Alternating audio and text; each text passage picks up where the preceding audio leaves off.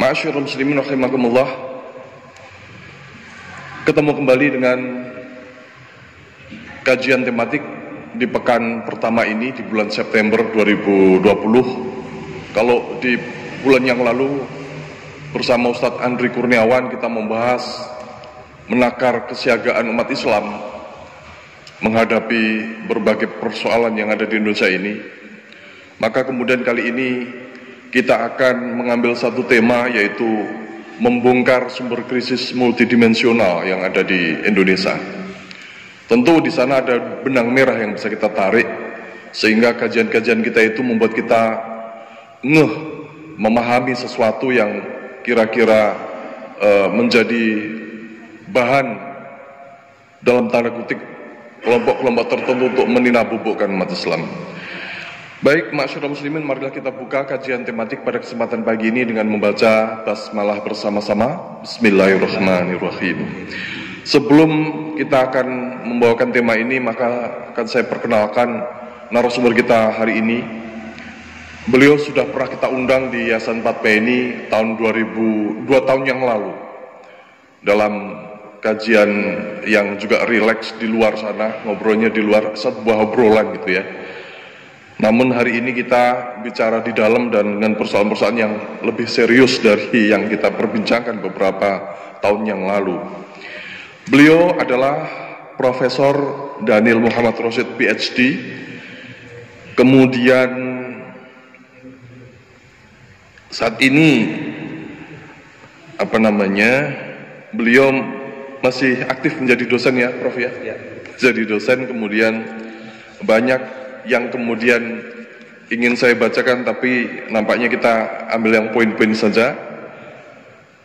Beliau sarjana teknik ITS perkapalan tahun 1986. 66 ya Prof? 86 ya? Saya kurang tajam peringatan saya. Doktor atau PhD Universitas of Newcastle, Eupen tahun 1991.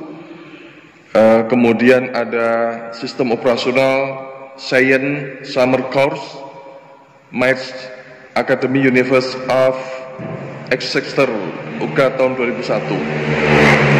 Pengalaman profesi beliau, Inspektur Mutu Lambung Baja, Divisi Kapal Perang PT PAL Indonesia tahun 1986-88.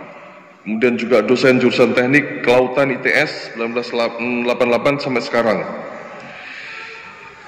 Nah, ini panjang sekali, pendek aja ya. Dan kemudian aktivitas beliau pernah sebagai Ketua Dewan Pakar Jawa Timur tahun 2005-2006, kemudian juga Ketua Dewan Pendidikan Pendidikan Jawa Timur maksud saya tahun 2002 sampai dengan 2005. Kemudian juga Presiden Gerakan Anak Indonesia Membaca tahun 2010-2012, Ketua Persatuan Insinyur Indonesia Cabang Surabaya, masih panjang sekali. Jadi beliau juga PII, Persatuan Insinyur Indonesia, yang kebetulan juga saat ini bergabung dengan komunitas atau mantan-mantan pelajar Islam Indonesia, sama-sama PI-nya. Ketemunya di Alituan ini untuk kemudian kita membahas sebuah tema tadi yang saya sampaikan, yaitu membongkar sumber krisis multidimensional yang ada di Indonesia. Ma'asyiral muslimin rahimakumullah, saya kemarin membincangkan persoalan apa sih kemudian yang menjadikan Indonesia itu terpuruk seperti hari ini. Sinyalemen itu semakin nyata. Nah, sampai hari ini dari persoalan pendidikan kita mungkin darurat Prof ya, hari ini pendidikan kita itu seperti ini, ekonomi, politik apalagi. Nah, ini apa sumber persoalannya? Mari kita kemudian kita simak ulasan dari Profesor Daniel mengenai tema kita hari ini. Kita langsung saja meminta beliau untuk memberikan ulasannya. Monggo Prof. Assalamualaikum warahmatullahi wabarakatuh. Alhamdulillah. Alhamdulillahirabbil alamin. Alhamdulillahilladzi ba'atha fil ummiyina rasulan minhum yatlu 'alaihim ayatihi wa yuzakkihim wa yu'allimuhumul kitaba wa hikmah wa in kanu min qablu lafi dhalalin mubin. Asyhadu an la ilaha illallah wahdahu la syarika lah wa asyhadu anna Muhammadan abduhu wa rasuluh. Allahumma shalli wa sallim wa barik ala Muhammadin wa alihi washabihi ajmain. Amma ba'd.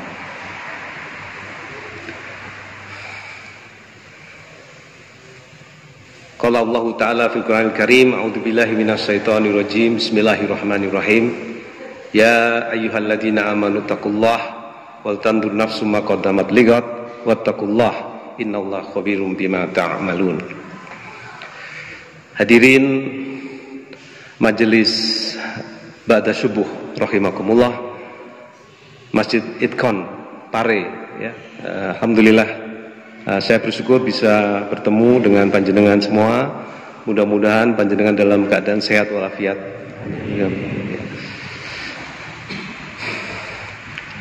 Ini topik yang luas. Saya hanya mungkin memberi semacam peta gitu ya.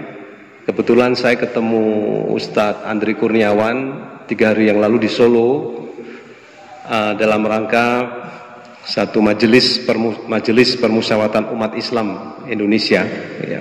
Jadi majelis permusyawaratan umat Islam Indonesia itu dibentuk sebagai amanah ijtima' ulama kira-kira 2 tahun yang lalu di Bandung ya. Di Bandung anggotanya 212 orang ya. Itu semangat 212 yang diubah menjadi semacam gerakan.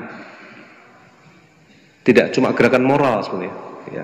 Kalau kami itu gerakan moral katanya Prof. Din ya. Tapi majelis ini sebuah gerakan politik sebenarnya. Gerakan politik malah ya. Jadi memang majelis ini bermaksud untuk mereposisi peran ekonomi politik umat Islam. Jadi lebih eksplisit ya, lebih eksplisit ya.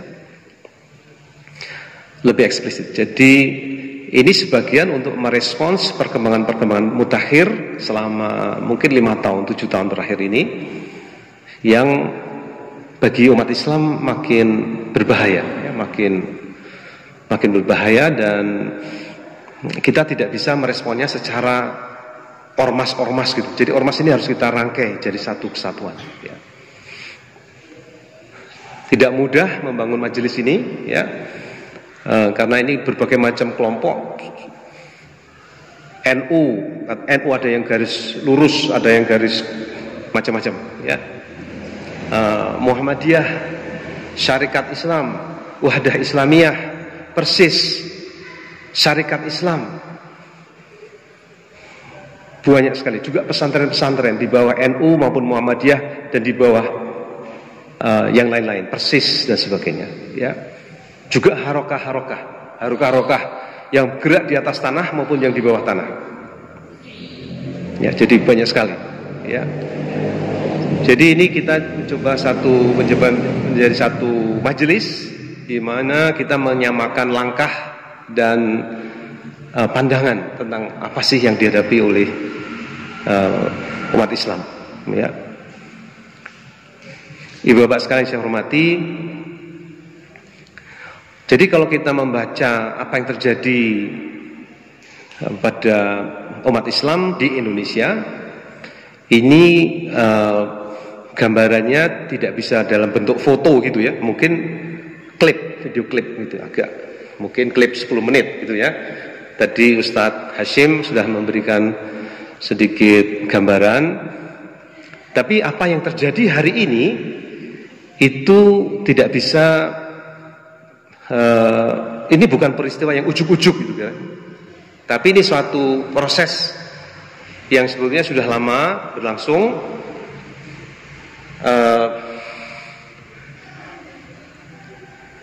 Umat Islam berubah posisinya dari waktu ke waktu ya. Tapi makin lama makin mengecil, boleh dikatakan gitu ya. Secara politik maupun secara ekonomi ya. Dan ini berimplikasi pada banyak hal. Tetapi apa yang terjadi di Indonesia sebetulnya tidak unik, ya. Indonesia sebagai satu kawasan gitu, Nusantara itu itu memang memiliki keunikan sendiri, ya. Tetapi sebagai satu bagian dari sebuah peristiwa global ini, apa yang dialami oleh umat Islam di Indonesia itu dialami juga oleh masyarakat lain di dunia ini, ya.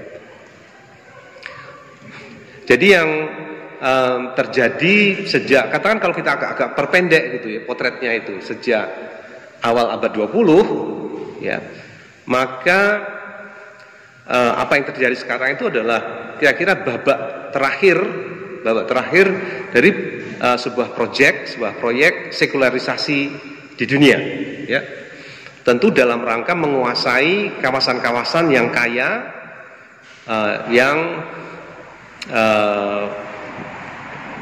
seperti Indonesia ini begitu kaya, ya, sumber daya alamnya, dan ini tidak bisa dibiarkan begitu saja tanpa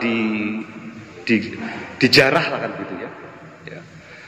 Nah, di Indonesia itu Indonesia memiliki semacam kekuatan-kekuatan tertentu, terutama yang dibangun oleh umat Islam, yang itu mengganggu proses-proses itu, ya. Sehingga harus ditaklukkan dengan berbagai macam cara. Kalau dulu dengan penjajahan oleh Belanda, ya, sehingga kemudian sampai Belanda harus meninggalkan Nusantara karena kedatangan Jepang, ya. Tapi itu proyek penjajahan itu tidak selesai begitu saja pada waktu diproklamasikan, ya. Nah, proklamasi itu sekedar sebuah pernyataan untuk merdeka, ya. Tetapi syarat-syarat budayanya itu harus kita sediakan sendiri, ya. Jadi kalau kita ngomong merdeka gitu, ya, cuma omongan tok gitu, ya. Tapi kalau nggak ada syarat-syarat budayanya gitu, ya nggak merdeka. Kita tetap dalam posisi terjajah, ya. Bahkan sejak proklamasi 17 Agustus 45 itu kita disibukkan, tanggal 18 Agustus itu ditetapkan Undang-Undang Dasar 45, di mana Pancasila ada di dalam situ, dan peran ulama dalam penyusunan Undang-Undang Dasar 45 itu begitu besar, sehingga Undang-Undang Dasar 45 sebagai ground norm atau norma-norma dasar, Pancasila di dalam pembukaan itu sebagai norma-norma dasar, itu diterjemahkan dalam batang tubuh dan penjelasan Undang-Undang Dasar itu. Itu sebagai satu karya kesepakatan para pendiri bangsa, ya, yang plural. Dan peran ulama waktu itu sangat besar, ya. Dari tokoh-tokoh NU seperti Pak Wahid Hasim, tokoh-tokoh Muhammadiyah, Ki Bagus Hadikusumo, Kiai Mas Mansur dan seterusnya, ya. Cukup banyak perannya, ya.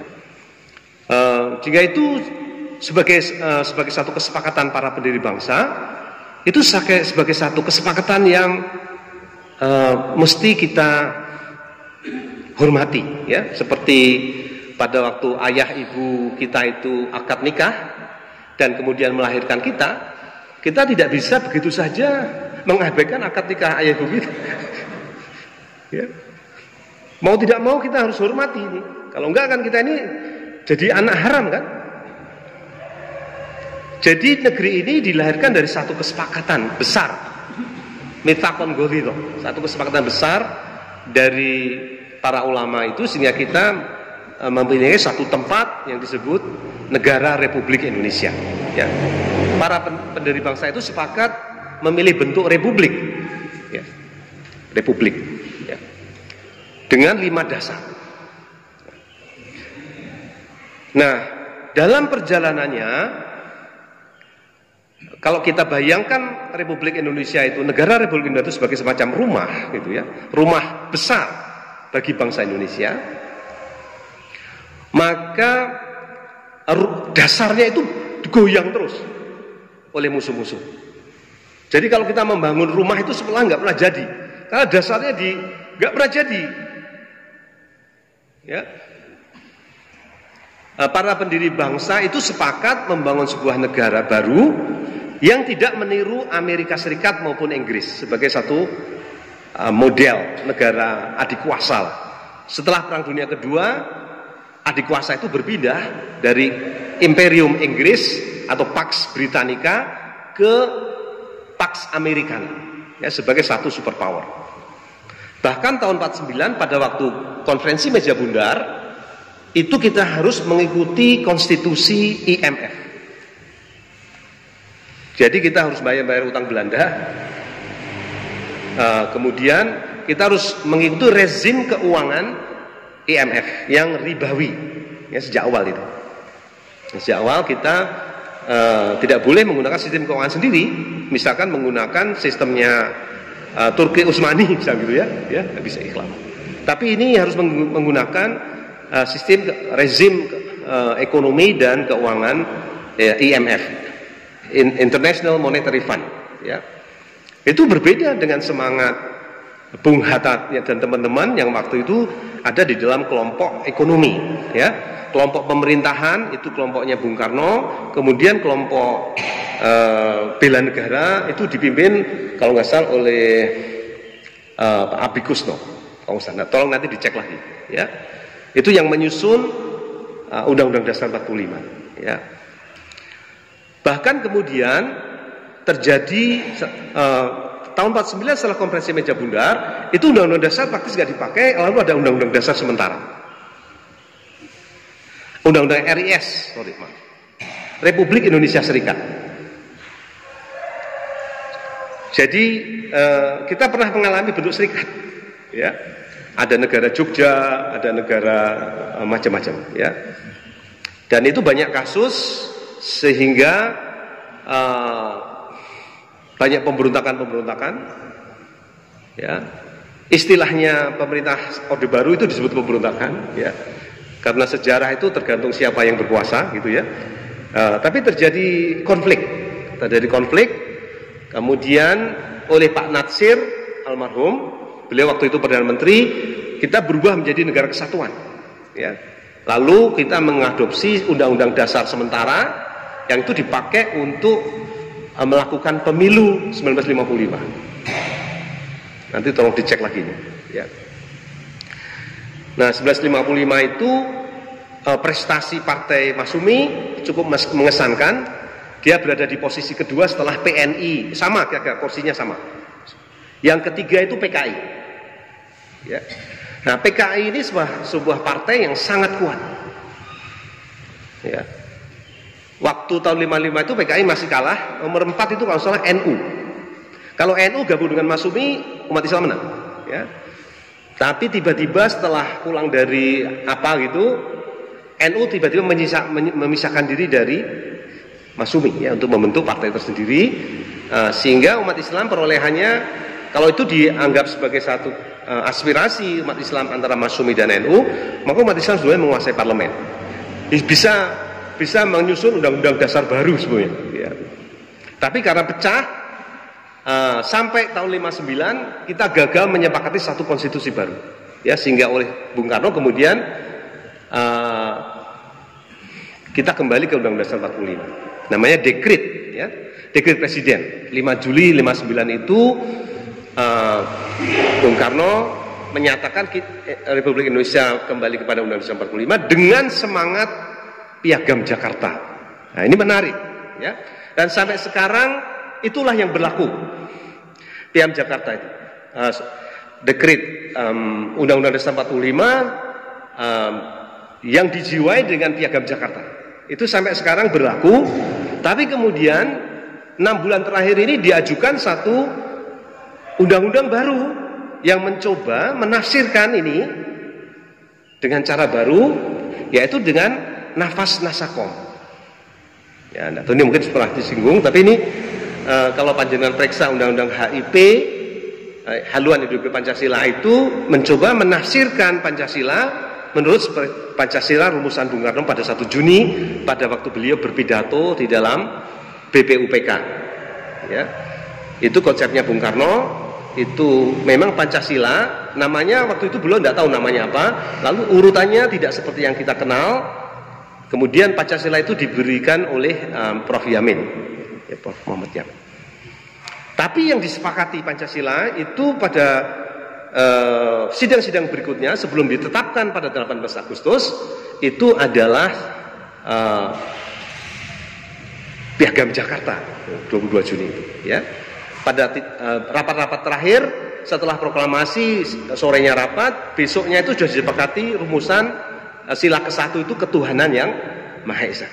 Kalau Piagam Jakarta kan ketuhanan dengan kewajiban menjalankan syariatnya, dengan kewajiban menjalankan syariatnya bagi para pemeluknya ya. Jadi ini terutama untuk umat Islam.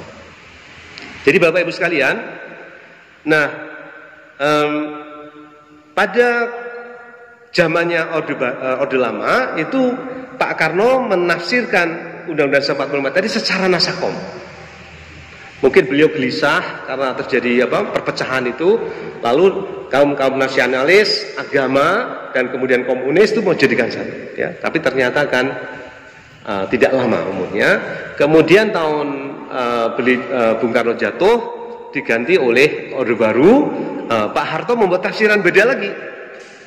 Pak Harto membuat tafsiran agak ke kanan, liberal kapitalistik ya, sehingga sejak awal itu ada undang-undang penanaman modal asing, undang-undang nomor 1 tahun 66. Itu langsung masuk itu, Freeport masuk ya.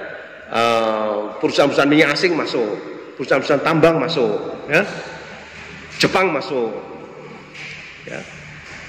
Jadi sangat liberal kapitalistik dengan nasihat-nasihat dari ekonom alumni Amerika itu ya. Jadi ini bagaimana rancangan Pancasila dan Undang-Undang Dasar 45 itu ditafsirkan secara berbeda-beda sehingga dasarnya itu selalu berubah terus ya. Dasarnya selalu berubah terus dan ini sebagai rumah ya nggak pernah jadi. Jadi kalau kita punya rumah ini atapnya belum jadi, pintunya juga berpindah tempat, jadi bingung ya, masuk angin dan mungkin sakit perut ya keadaannya Pak Islam ya, karena rumahnya nggak pernah jadi ya.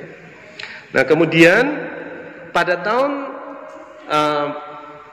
dengan Pak Harto itu selama 30 tahun kita mengalami pembangunan yang cukup pesat ya, tapi rapuh.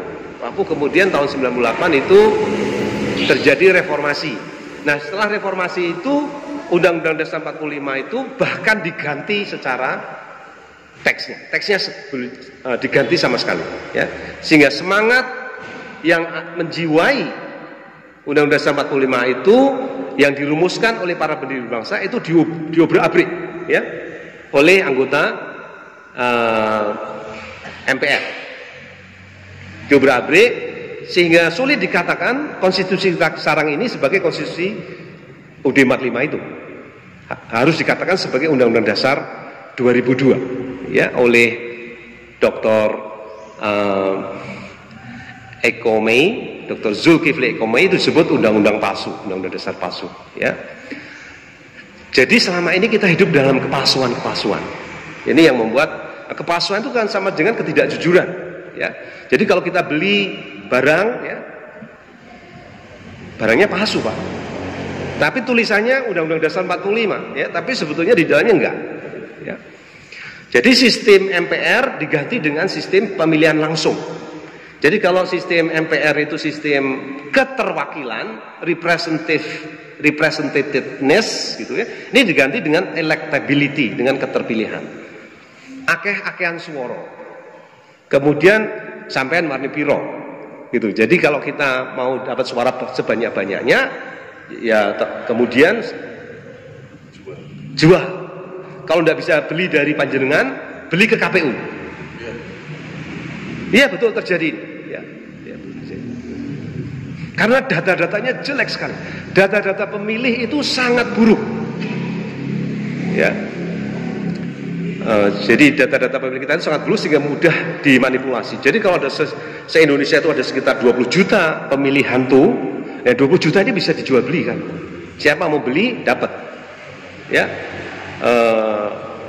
Karena banyak pemilih hantu. Jadi data kependudukan kita itu sangat jelek ya. Dan ini diketahui oleh yang menguasai data ya.